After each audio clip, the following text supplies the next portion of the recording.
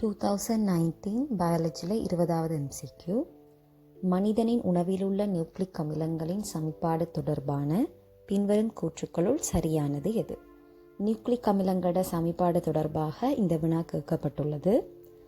Nucleic அமிலங்களோட சமன்பாடு பற்றி எங்களோட ரிசோர்ஸ் புக்கில் உள்ள நோட்டை பார்த்தோம்னா, நியூக்ளிக் அமிலங்களோட சமன்பாடு சிறுகுடலில் ஆரம்பிக்கின்றது. அதே போல் சதையுக்குரிய நியூக்ளியேசுக்கள் என்ற நொதியம் டிஎன்ஏயும் ஆர்என்ஏயும் நியூக்ளியோரைட்டுகளாக மாற்றுது.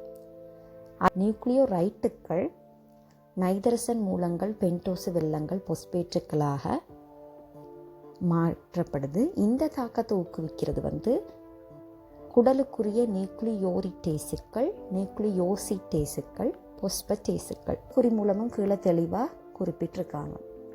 இப்போ நாங்கள் ஆன்சருக்கு வந்தோம்னா, முதலாவது குறிப்பிட்டிருக்காங்க இது இரைப்பையில் ஆரம்பிக்கும் என்று. இப்போ இரைப்பையில் ஆரம்பிக்கின்றது தவறான ஆன்சர். ஏனென்றால் சிறுகுடலில் தான் நியூக்ளிக் அமிலங்கள் சமன்பாடு ஸ்டார்ட் ஆகுது.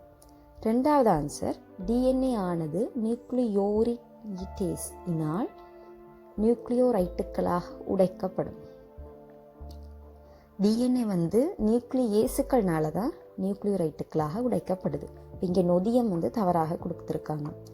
மூன்றாவது ஆன்சர் நைதரசன் மூலங்களின் சமன்பாட்டுடன் நியூக்ளியோசைட்டேஸ் சம்பந்தப்படுகின்றது.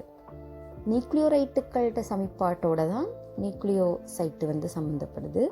அதன் மூலம் மாற்றப்படுறது தான் நைதரசன் மூலங்கள். இப்போ நைதரசன் மூலங்களோட சமன்பாடு இல்லை. நான்காவது ஆன்சர், சதையி நியூக்ளியேஸின் மூலம் ஆர்என்ஏ ஆனது நியூக்ளியோரைட்டுகளாக உடைக்கப்படும். அதுதான் சரியான ஆன்சர். நியூக்ளியேஸு நொதியம் கரெக்டாக இருக்குது, அதே போல் விளைவும் கரெக்டாக இருக்குது.